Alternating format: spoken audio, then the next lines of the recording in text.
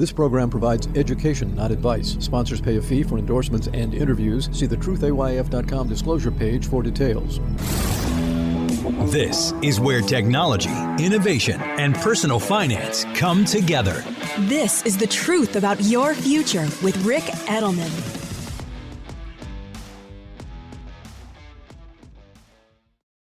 Invesco QQQ is proud to sponsor The Truth About Your Future, and even prouder to provide access to innovation for the last 25 years. Invesco QQQ. Let's rethink possibility. Invesco Distributors, Inc. It's Friday, August 23rd. On today's show, where is the opportunity for organic growth for advisors? How do they grow their business and recruit new clients?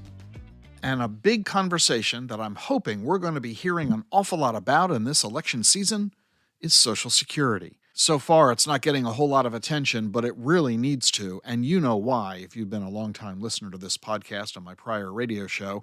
Social Security is one of the leading crises of the day. We are facing a shortfall in funding to support the outlays that Social Security is making on an annual basis. Social Security is elegant in its simplicity. It collects money from workers in the form of a payroll tax, and it redistributes that money to retirees who enjoy it for the benefit of their retirement income. The system has worked pretty flawlessly for the bulk of the last century, but we are now running into a demographic problem. We now have far more retirees than the system ever anticipated having, because people are living so much longer than ever, and we have fewer workers, comparatively speaking, paying into the system. When Social Security was invented in 1935, there were 135 workers for every retiree. Today there are 3, and this means too little money is going into the system compared to how much money is coming out of the system. Now, we've had, over the decades, so much more money going in than was needed to pay out, it allowed the Social Security Administration to throw the excess revenues into a trust fund. And now, we are dipping into that trust fund to make up the shortfall. Because Social Security isn't collecting enough in tax revenue to pay out the benefits, it's using money in the trust fund to make up the difference. Not a problem, right? Well, it is, starting around 2032. Because around then, according to the Social Security trustees, the trust fund will be depleted. And that means the only money that Social Security will have to pay out benefits to its retirees is the money it collects from workers. And that's only enough to generate about 76% of the income that retirees are currently receiving. In other words, all Social Security retirees, starting in about 8 years, are going to see about a 25% reduction in their Social Security benefits. This is a crisis, especially considering that more than half of U.S. retirees depend on Social Security for more than half of their total income. Can you tolerate a 25% reduction in income? I don't think very many people could afford to do that. This is going to force a lot of retirees into having to choose between buying food or paying for medicine. Many are going to flat out become homeless, unable to make their rent or mortgage payments. This is going to be a crisis of huge magnitude because of the tens of millions of Americans who are receiving and are dependent on our Social Security benefits. And we all see this train wreck coming. This crisis has been well documented, well anticipated for more than a decade. It's still 8 years away. And I don't know if I've ever heard anybody on Capitol Hill or in the White House discussing it, let alone offering a solution to it. This is why I'm hopeful that in this year's election season, it is a topic of conversation. I certainly hope that in the debates that are going to be held between Trump and Harris over the next couple of months, that the moderators ask them questions about Social Security. What is it they're going to do about it? Well, now we have one proposal that is now on the table. An economist. She has been in the Social Security game for most of her career. She is a left-leaning Democrat. And while she has really strong credentials in the Social Security world, her political views clearly color her viewpoint. She has now published a solution to the Social Security crisis, and it's a simple and elegant solution. And I'll tell you what her proposed solution is in 60 seconds. Stay with us for more here on The Truth About Your Future. The Truth About Your Future with Rick Edelman is brought to you by Schwab. With Schwab investing themes, it's easy to invest in ideas you believe in, like online music and videos, artificial intelligence, electric vehicles, and more. Schwab's research process uncovers emerging trends. Then their technology curates relevant stocks into themes. Choose from over 40 themes. Buy all the stocks in a theme as is, or customized to better fit your investing goals, all in a few clicks. Schwab Investing Themes is not intended to be investment advice or a recommendation of any stock or investment strategy. Learn more at schwab.com/thematic investing. Her proposal: simply increase the Social Security payroll tax by 3.5%. That one small change, she says, will solve the entire crisis. It'll give Social Security the income it needs to pay out benefits in full to all retirees. Nobody's Social Security check will have to be cut at all. Now, I'm not going to challenge her math. She is, after all, a quite accomplished economist. I'm sure her math is probably right. But I do challenge her spin on this. When she says this is just one small tax increase to solve the problem, she's clearly showing her political bias. A 3.5% increase, it's not really 3.5%. It's really 3.5 percentage points. The Social Security payroll tax right now is 12.4% of your pay. So an increase of 3.5 percentage points, that's actually a 28% increase in the Social Security tax. She also says that employers will pay for half of that tax increase because, after all, employers already pay half of the Social Security payroll tax. But that's a canard. Sure, you pay 6.2% of your pay and employers pay the other 6.2%, but think about it.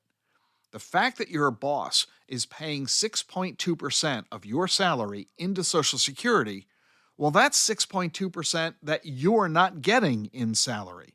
You see, there's no such thing as a corporate tax. There's no such thing as a tax your boss pays.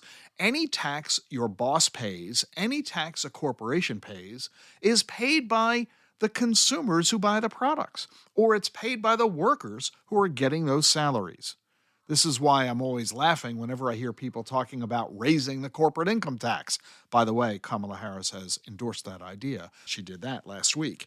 There's no such thing as a corporate income tax. If a corporation incurs a higher cost, it's simply going to pass that cost along to its customers in the form of higher prices. This is the way it's always been done. This is the way it's always going to be done. Do you really think the corporation is going to let its own profits suffer because of higher taxes? No way.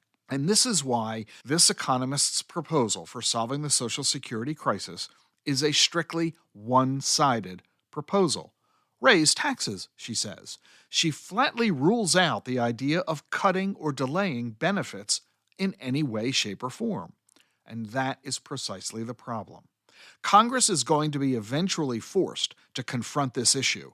The sooner it confronts it, the easier it will be to solve it. But if they don't deal with it until 2032, then they're going to have to make massive changes. And it will have no choice but to find a middle ground. If it tries to do nothing but raise taxes, there's going to be a huge level of objection from the right. And if they are simply going to cut benefits, there's going to be a huge level of objection from the left. Anybody who argues for doing just one or the other is an extremist, and extremists deserve no place in serious policy conversations. So pay attention during this election season. Watch the debates. Will Trump and Harris even be asked any questions about Social Security? Until we all start talking openly and honestly and fairly, we really have no hope of saving Social Security. So pay attention to what the candidates are saying. The better candidate will be the one who has a policy that Congress might actually support. And that means no extremism. Coming up next, a conversation with Marty Bicknell, Josh Gross, and Rick Frick. We will discuss where is the opportunity for organic growth for advisors? How do they grow their business and recruit new clients? We will discuss this and more. So stay tuned. Support for The Truth About Your Future with Rick Edelman is made possible by Invesco QQQ. A quarter of a century ago, Invesco QQQ reimagined how people invest by providing access to the most innovative companies on the NASDAQ 100, all in one ETF. With Invesco QQQ, investors saw all the possibilities that innovation could deliver. So what's on the horizon for the next 25 years? See for yourself. Tap into the companies remaking the future. Invesco QQQ. Let's rethink possibility. There are risks when investing in ETFs, including possible loss of money. ETF risks are similar to those of stocks. Investments in the tech sector are subject to greater risk and more volatility than more diversified investments. The NASDAQ 100 Index comprises the 100 largest non-financial companies on the NASDAQ. You can't invest directly into an index. Before investing, consider the fund's investment objectives, risks, charges, and expenses. Visit Invesco.com for prospectus containing this information. Read it carefully before investing. Invesco Distributors, Inc.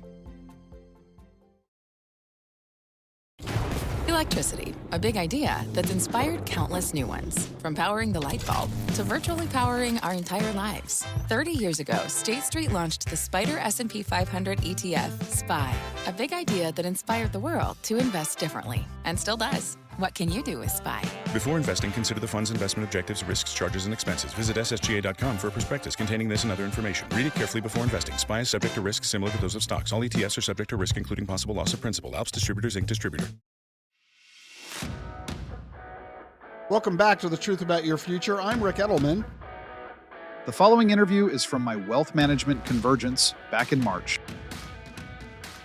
Please welcome to the stage Rick Frick, Josh Groffs, and Marty Bicknell. Gentlemen, how are you?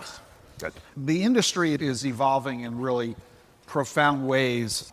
When I started in 1986 and founded our firm at Edelman Financial, our growth was strictly organic. And for 30 years, that's how we built the business, generating new clients one at a time. Marty, is that still the way advisors can grow organically? Is that still possible? They still can grow organically, yes. I think there's very few that do. You see any of the industry publications, they talk about the lack of growth among RIAs specifically, but I think it's more widespread than that. And we do a lot of acquisitions, and as we visit with firms, I think the statistics are like 85% of registered investment advisors are not growing with the exception of market returns. So I would think that when we all started, we invented this industry, right? We were the first gen of the financial planning field and the independent advisory field, showing our age here, or at least I am. And we were the first financial planner that a client had hired. And that was true for every client who came into our firm over the decades. They, for the first time in their lives, realized that they needed to hire someone, and so they did. But today, I just get the sense that everyone in America who wants an advisor has one at this point. So if I'm going to win a new client, odds are pretty good I'm taking that client from someone else, and it's becoming a zero-sum game. Where is the opportunity for organic growth for advisors? How do they grow their business from recruiting new clients? Josh, you got any thoughts on that? So Mill Creek, that's all we've done from 2006. When my partner and I started it, I was just talking with the guys about organic versus inorganic growth. And the good news is the market price is really high. The bad news is so is it on acquisition. So while people call us to acquire or use this as a platform, but we've just done, and it is, I think, very rare. We're now 10 billion. And it's very rare to have no outside capital, no partnership. I don't know if it's right or wrong, because you could certainly, probably the combo would have propelled us to the largest, but it's something you have to really do and believe in. Once you find the right partner to help you with the inorganic growth and sifting through the process, you can find the right acquisitions to tuck in and ones that don't cause indigestion. So far, we've just been growing organically enough that we haven't gone that route, but it certainly is something that you have to consider. There's a big article in Financial Advisor magazine this week, I'm sure you guys have seen it, that a lot of advisors who have done deals have now regrets over it didn't turn out the way that they expected for one reason or another. And the magazine article cites a whole bunch of reasons why they feel that way. It's one thing to bring on a bunch of clients one at a time, create a culture with them. It's quite another to acquire a practice filled with clients who have a given culture and may not match yours or theirs expectations. And managing a big practice overnight is a whole lot different than slowly evolving one, right? So isn't that really the challenge? Are advisors really focusing on that element of it when they contemplate this? It is, because you become so close with your clients as well that finding the right chemistry from both sides creates a symmetry. And also, I knew a couple of my friends that were acquired 7-8 years ago. The valuations are radically different, and they feel, boy, I left something on the table. Should I leave and go start this again? And you have that tension, but it's really about finding the right people. And then one of the things I think that where there have been regrets is, I call it the Rome model. One of the reasons that Rome was so strong for so long is when they would go in and conquer a land, they would look at the best people, make them complete full citizens of Rome with voting rights and powers, and say, geez, you were so good that you controlled this country. How are we peers? And not look at them as a subordinate, but to say there's going to be great people in those firms. You have to elevate them possibly ahead of your own staff that have been there for a long time. You have to have the right. So you're saying that Rome was the early version of the Borg? Yeah, exactly. Exactly. And that's the key to success in an integration, assimilation along those lines? I think assimilation, integration, and having people feel like that's where they belong and this is now where they want to be. So we still have most of this industry in the major institutions, insurance companies and the wirehouses. Yep. Even just look at the wirehouses themselves. There's 300,000 in the wirehouses. And Rick, you've got some pretty strong opinions about the fact that these days, the way the industry is today, the technology, the regulatory environment, certainly the market environment and consumer demand, that there's really no reason for anybody to be working at a wirehouse anymore. No, I agree 100% with that. I know, you're the one who said it. Yeah. And it comes from me being a 25-year wirehouse executive. So the way I look at it, and what's beautiful about the three of us here, is each one of us have a different type of business. So it's all independent, but family office runs his business different than the way I run my business. So when we talk about organic growth, just to chime into that for a second, we looked at it a different way. You can grow one client at a time or one advisor at a time. So we build our organization bringing in advisors with the clients and supporting our advisors to add new organic clients. But I found it as a CEO, it's easier to grow 100 million by bringing on a new advisor than an advisor bringing in a new 100 million of fresh clients. So there's different ways to grow your organizations and different valuations. So it's just an interesting concept.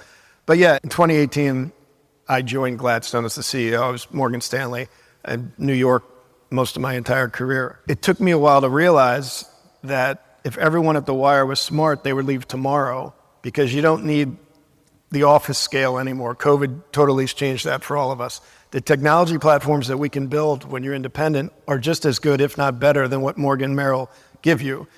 So you don't own your business at the wire. If you left and ran your own P&L for 3 years, established your business, created an EBITDA, you then can monetize it for a heck of a lot more than retiring from a Morgan or a Merrill, where they're going to give you 2 or 3 times of ordinary income for the next 5 years. So anyone at a wire back in the day used to look down on going independent, and the time has completely shifted. Well, what I'm noticing is that folks in the wires aren't even carrying a wirehouse business card anymore. It doesn't say Morgan Stanley or Merrill Lynch. That's in the fine print to satisfy the regulator, but it's the Johnson Group. Yeah. Oh, by the way, at Morgan Stanley. They don't even like the branding association with the wirehouse because of the consumer reaction to it in today's environment. That is so radically different. When I was young entering this business, if you were a Merrill Lynch broker, you were at the top of the food chain. You were prestigious to be a Merrill broker. Today, they don't even want to acknowledge it on their business cards. So what a radical difference. Rick mentioned, Marty, the technology platform. That's as much of what you're providing your advisors as anything else these days. Talk about the core of what really takes to run a firm at scale. The technology issues, the compliance issues, the branding issues. Yeah, when you really stop and think about all those different components you just mentioned, it's one of the things that we stack up as one of our value propositions, both from a recruiting standpoint and an acquisition standpoint. We refer to it as just removing the noise, right? Because most advisors, in doing what they got into the business to do, not dealing with all that stuff. creating that platform of which advisors can utilize and then do that was a key component that we focused on really early on, and we founded in 2006 as well. And the way I think about it is I appreciate Rick saying that he thinks that it's on a level playing field.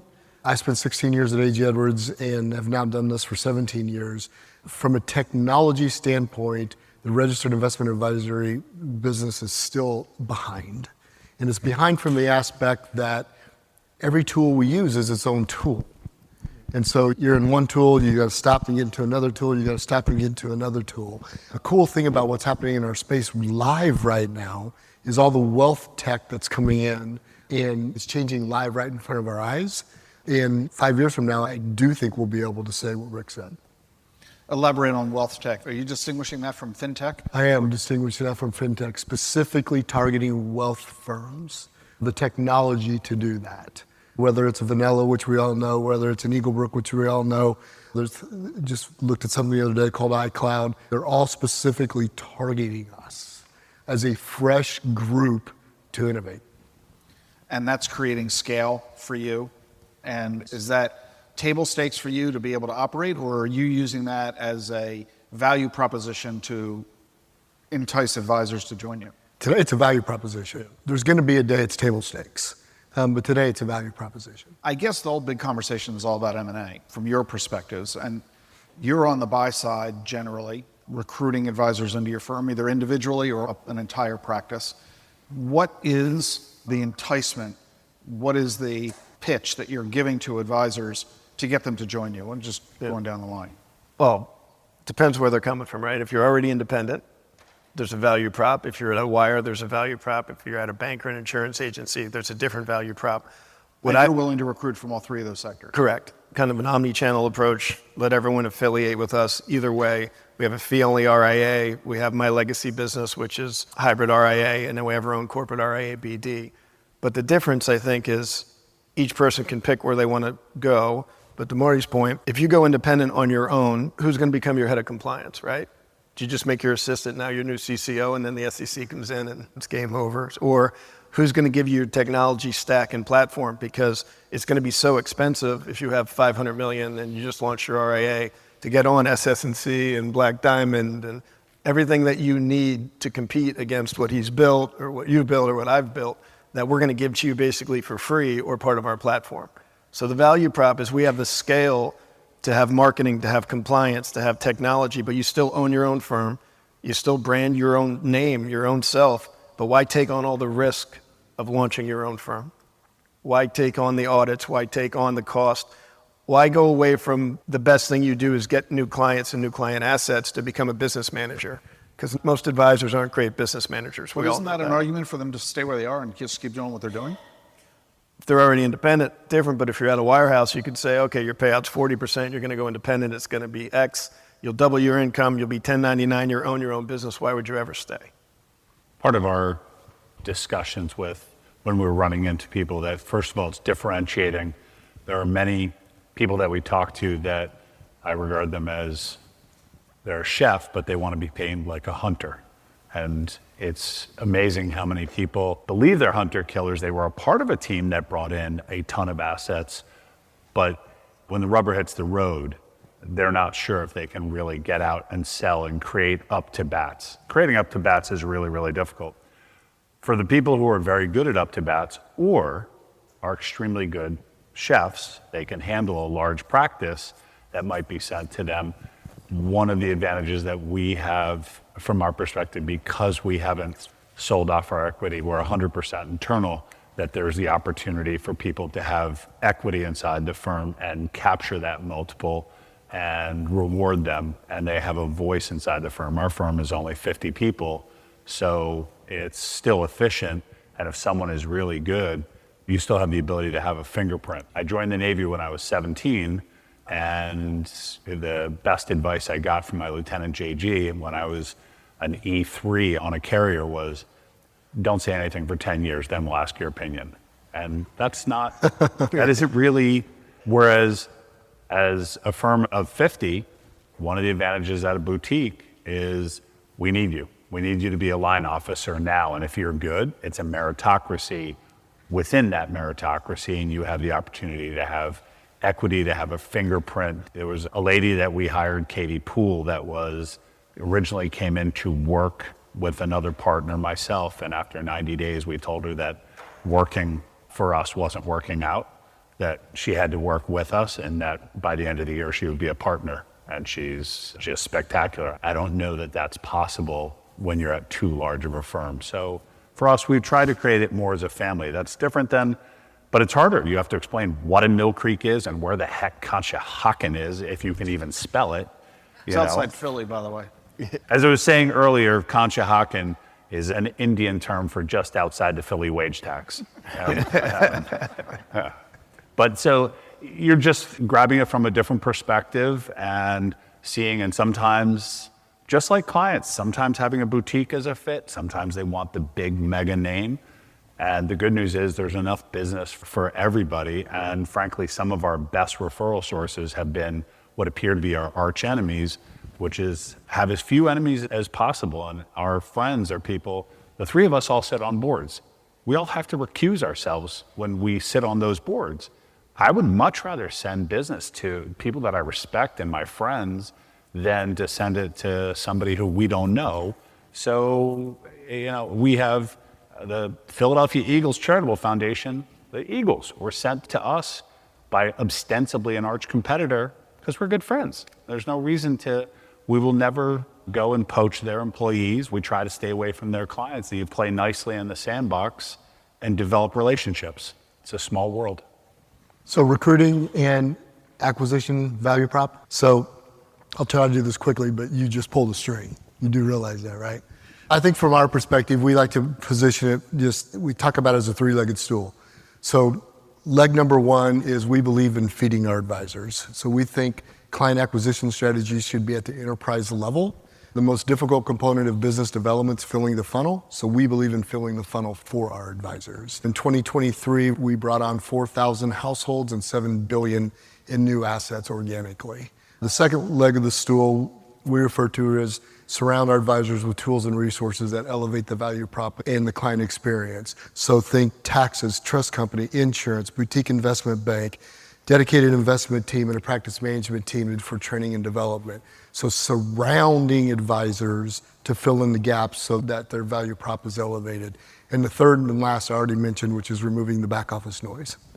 So none of you really raised the issue of finding new clients. In fact, a couple of you even mentioned if you're a good hunter or if you are capable of generating the business. For a lot of advisors, that's the holy grail. They want help in finding clients. You may be interested in recruiting advisors and therefore their books and growing your business proportionately, but these folks, I would think for the most part, want the next client. They need help with that huntering.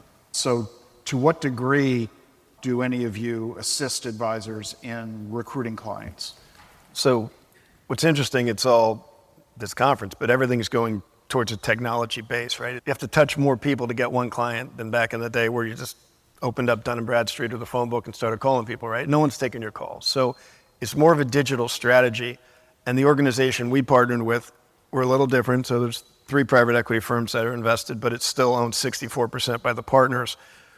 But that investment and that technology expense let it accelerate and get to somewhere where I couldn't do it for 15 years probably and didn't have the capital. So part of what we do is when you join, say, Wells Fargo Bank back in the day, they promised you leads. You'd walk in, you'd sit at your desk. Every time someone deposited money, they'd put it over there. It was a great opportunity for people to build a business and lead generation. So part of our company is insurance, and we collect data points. So we have over 300 billion data points on the American consumer. So we own 4 lead generation companies. So our advisors and our agents can come in and any day of the week, go to Lead Center, put in a couple specifics, demographics, dollar amount, and they generate leads directly to them. So we're one of the only organizations that are helping organic growth by generating leads to our advisors across all the demographics and the data that we own. So it's becoming a data-driven business. Got it. Marty? So that 4,000 households and $7 billion in assets was us driving those to our advisors. Enterprise level driven to our advisors. And so we have 1 business development professional for every 4 senior wealth advisors.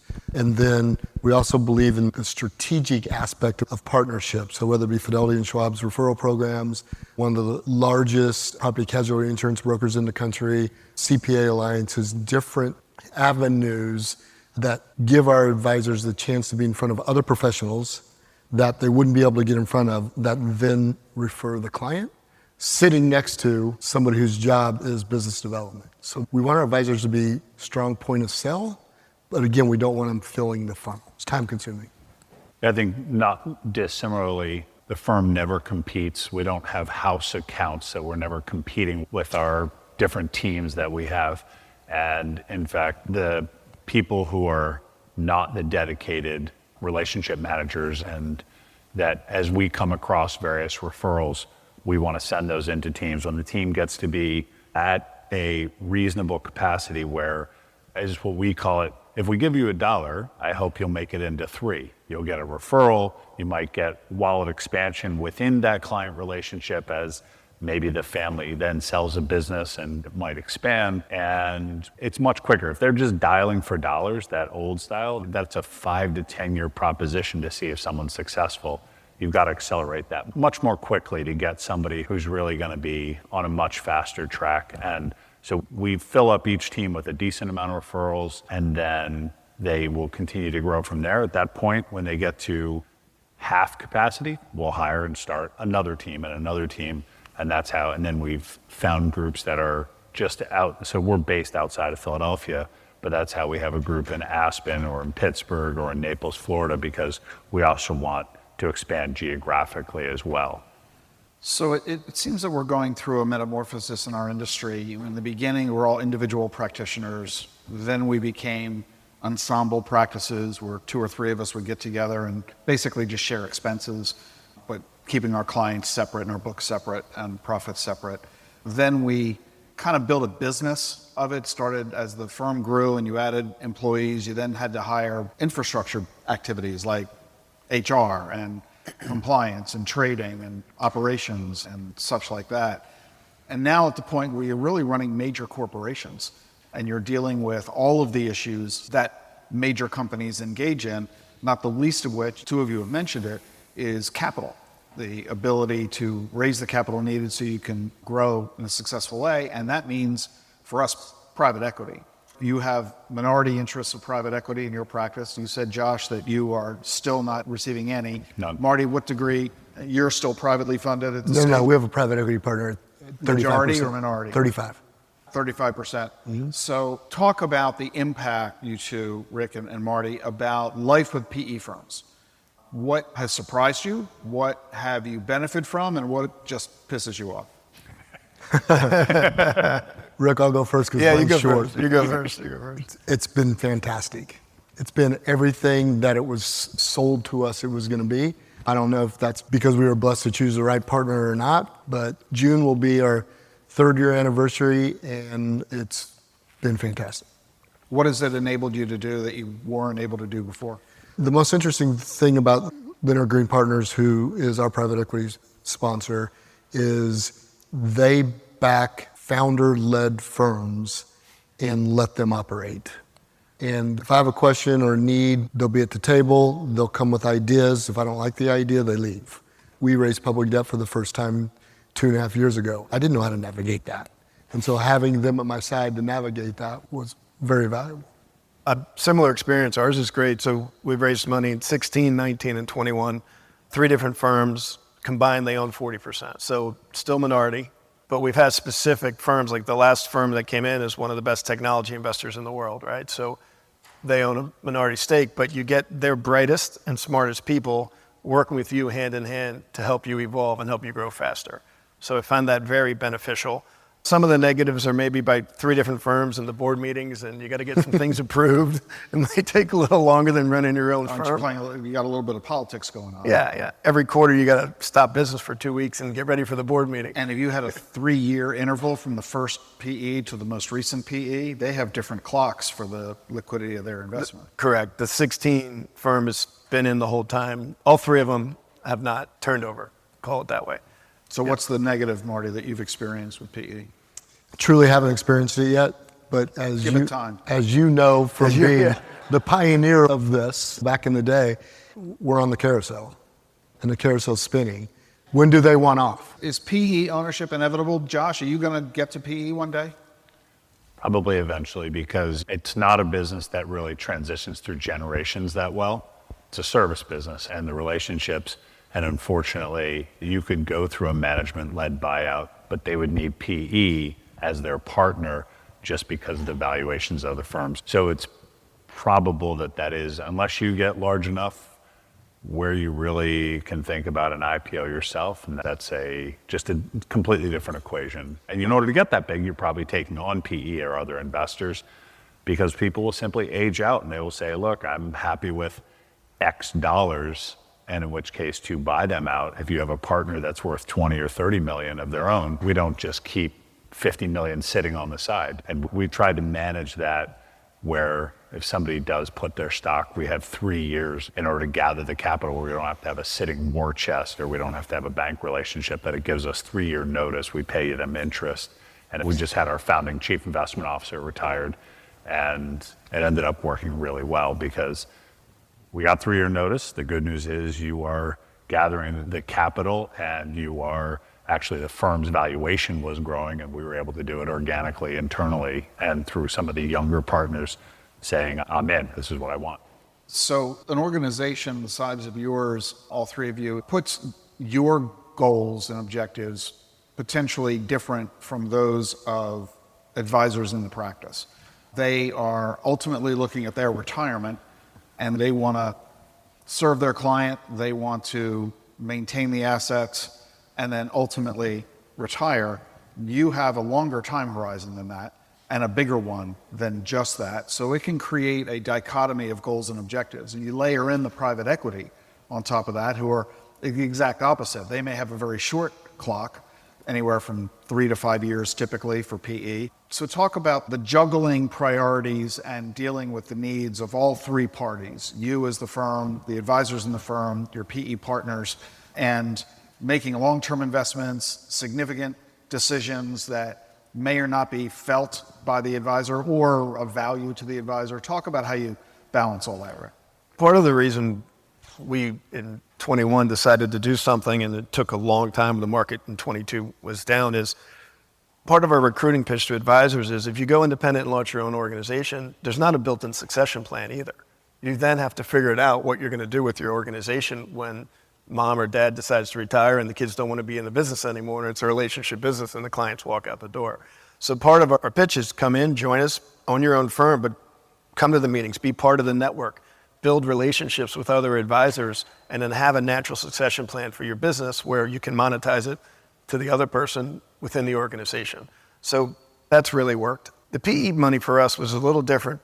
As we were talking before, is in 2021, 2022, everyone was putting their firm up for sale. So you'd come in, and if I'm bidding against a large PE firm, I had to put our own capital. So 5 partners own Gladstone. Every time I buy a firm, I lose more money, right? Cash flow, right? So cash flow keeps going down, so you needed the economic partner. So that's where you can get positive from the PE side. And what was your third part? Succession, and what you're doing to build your business, which may not be of particular value or interest of the client. So there's multiple ways. I don't know how everyone on the state you give equity, but there's a couple ways to make sure the advisor's involved. The way we did it is if you joined, we let you participate in the equity of the company by selling a piece of your business when we did it. So we always... So they're trading equity from their business for your business. Yeah. So what we thought is always bring the advisor along with you, give them the opportunity, because then they'll be just as happy to take some chips off the table when we decided to do it. Got it. And you give equity to your people? We do. We've done it as profit sharing units, which is, we're an LLC, so we have a given valuation in a year, and then most of the profit sharing units has come off of me. One of the things that was a fortuitous advantage that we have is the fellow that I started the business with, Rich Stevens, he was 15 years my senior, and a decade ago he had some family changes. He decided he wanted to spend more time in Driggs, Idaho, and at this point I was 42, and you're doubling down. What often happens is you have 2 people that are same age, just a couple years apart. Someone at 63 wants out. It forces the other person to kind of get out or stay until you're 73 or older. So our age stagger was something that really was helpful. And there's one other person who is my age. He and I are the two oldest shareholders. So we have a relatively young firm.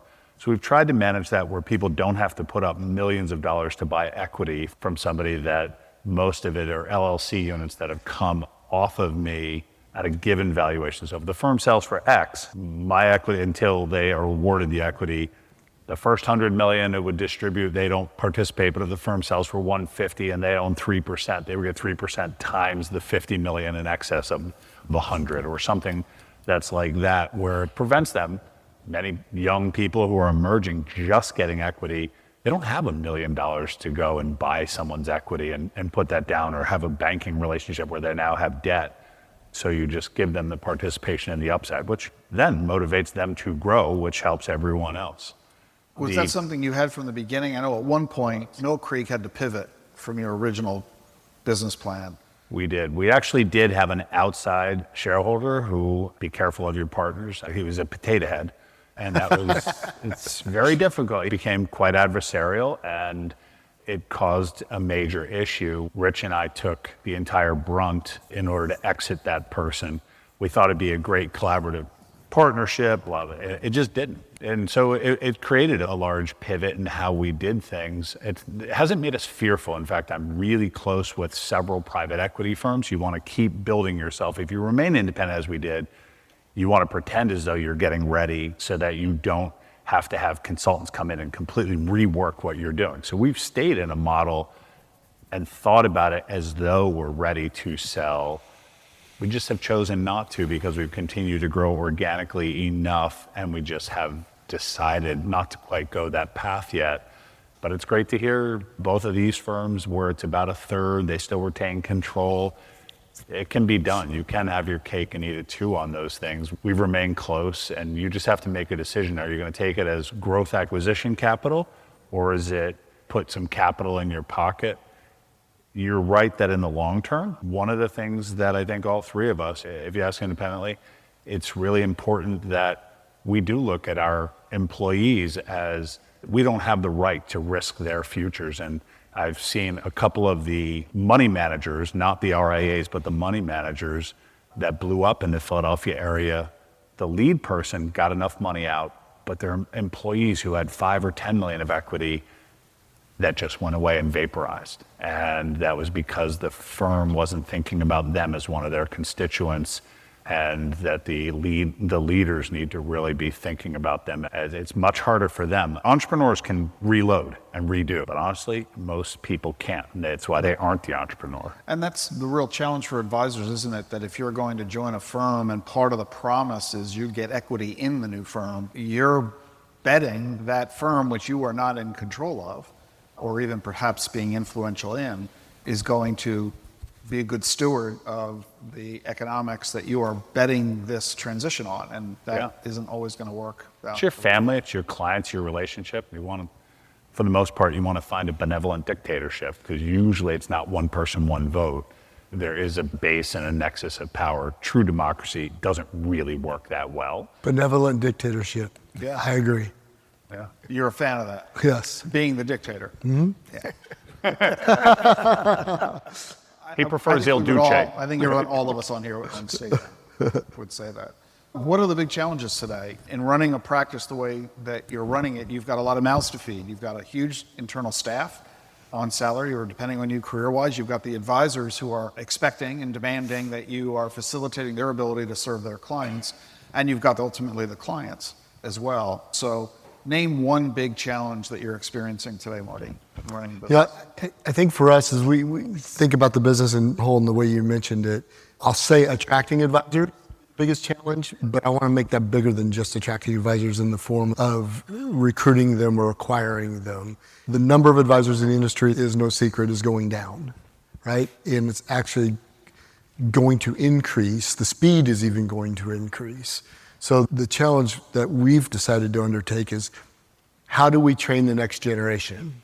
We do a decent job at it. We have internship programs. We'll have 50 kids in the advisor program on an annual basis, but we're adding 7 or 10. Being a fiduciary is a noble profession. We as a profession have to get that out. What are you doing to tackle that, to overcome or resolve that? We've partnered with 12 to 15, I can't remember the exact number, of universities in cities where we have significant presence, and partnering with them to do education among the students, but more importantly among their parents, so that their parents are encouraging it, so that's not the perspective and the conversation in the very beginning about the perception of Merrill and all of that. We're trying to remove that perception from what we do. So are you doing this to get the kids to enter the field and become advisors so you can ultimately hire them, or to get their parents to recognize that this is a firm they should hire as clients? No, it's to get the kids to intern during college with us and then come to work for us right out of college. Are these kids in? Do you care what their majors are? We do, business for sure, but a lot of these universities now are offering financial planning as part of the curriculum. Kids are seeking their CFPs while in school. And you're doing as many of these programs in cities as you can around the country where you want to have a presence. Yeah, we have 12 or 15 today. I'd take 30 if I could, yes. But 7 to 10 kids a year is all we're getting to come to work. They're doing the internship program, but we've got to ramp that up, is all I'm trying to say. Is that the ideal number? Would you want more if you could get hire 100? We just look at Merrill, which last year announced that they're hiring 2,000 advisors, and we know that half of them will drop out in a year, and by the end of 3 years, 90% are gone. Shit. You're not interested in trying to do that? No, I hope not. That's the bulge bracket model.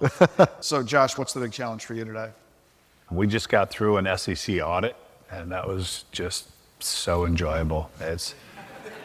They asked the same questions. There was 1,100 questions total, and I don't think that they're used to RIAs. They keep thinking in a wirehouse model and asking questions in a wirehouse model, and it required quite a bit of our attention, but you get through it. There were things that were useful that we learned as part of the process. So making sure compliance is something that is radically different than 15 years ago, and how much you have to spend on that. You see all of would you ever have dreamed that texting with your client, well, we just saw a $50 million fine that was levied, and these are capricious. You have no idea why the fine is coming. And so you have to be really cautious of it. As you get bigger and bigger, you're going to be a bigger target. Yep. And make sure that you know what your growth, what do you want to be? Do you want to be a regional? Do you want to be a big firm? Do you want to have who your partners are? We've had to go, the cost of great hunters has always been high, but it's that even that next tier has gone much higher, where it's not 100 and 200,000, it's multi-100,000. If you have somebody who you believe is ready, they're in their mid-30s, they have a decade of experience, they're ready to get out of the nest and see if they can fly. And that changes the equation when you have people, if you're paying $250 to $400 and you have 3 or 4 of them, and if they succeed, it's great, and if not, it's an expensive proposition. It's an investment, so it's just curating your business. And no, we don't want to do the higher 2,000 and 75% fail rate isn't a model that we want. But our firm, I think there's a lot of casualties, and it would spread not goodwill. Keep leaving happy residue and keep hiring people and keep enculturating your name and having great interns. When if they go somewhere else, you're like, that's a great place, and you'll have an open door. You have no, it's just the first 2 letters in not yet. Keep the door open. What's bugging you? What I see is the bigger you get and the more educated our space gets in the independent space, we're racing to zero a little bit again. So the bigger firms, you can pick a bunch of names, big broker dealers out there that have their own sales force recruiting people to go independent, whether it's an LPL, a Kestra, anybody. Whether you do $200,000 or $2 million, you get a 90% payout. So as we grow organizations, what's the value proposition to be able to have economics where you can have an advisor with a 70, 75, or an 80% payout, you can still make money to support your firm and grow your firm, and what's keeping them there compared to just going across the street for the 90? Because advisors down deep, they're always going to want that next stage, right? And in our business, unless you sign them to a contract, which we don't, they have the ability to pick up and go anytime they want. So that's a little bit different, what I worry about. So we've only got a minute left. I want to ask you all to name one piece of advice that you would give this group. These are almost entirely independent advisors here. Almost all of them have been in this business a long time, very successful, lots of happy clients, lots of AUM. What is the one thing you want them to be thinking about or doing that you suspect they may not be? Marty? So mine goes a little bit back to one of the conversations you were having earlier, Rick, and I see advisors focusing on high net worth clients, $1 million or above, whatever the number is, and only doing that. And I think about for two reasons, really thinking about serving the mass affluent market. Number one, people who want or need our help, it's our responsibility to give it to them.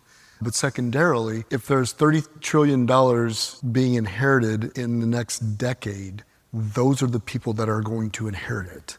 So if they're already your client, it's a client acquisition strategy on top of a client acquisition strategy. Treat your clients like gold. Go through walls, raise your hand. If they ask you with trust and estate planning or insurance or anything, raise your hand and keep them close, because that is the lifeblood. And spend 20% of your time thinking about your practice, where if you're not paying attention to a client, send them to a friend within inside your firm where it may be much more meaningful to them, so that you're constantly culling that your practice is exactly who you'd build it if you could build it today, because you'll pay the best attention to them and let someone else be served by someone else. Don't wait until you're ready to do something with your business to plan for that. So even if you think you have a 15-year runway building your RIA, your practice, whatever you have, think about the end and then plan for it that way. Keep your clients, keep them straight. That's the most important. It's a relationship business. But the year before you're ready to do something, don't think you're going to be able to snap your fingers and get ready to do it. So think like a business, plan like a business, invest in your business, but don't overinvest in stupid things. Use technology wise and build on a scalable platform that's easy for someone to come in and partner with you. All right, I got to ask one more question then. Name a stupid thing. You said don't invest in stupid things. Name a stupid thing. When you're independent, just don't sign too many different financial contracts. That's what I'd look at. Like as far as technology platform, partner with the right person, and you can go from a small organization at a 90% payout and spend all your money and net 30%. Like it's no good for anyone. So just build your business smart, I guess is what I'm Name a stupid thing you've seen advisors do in running a practice.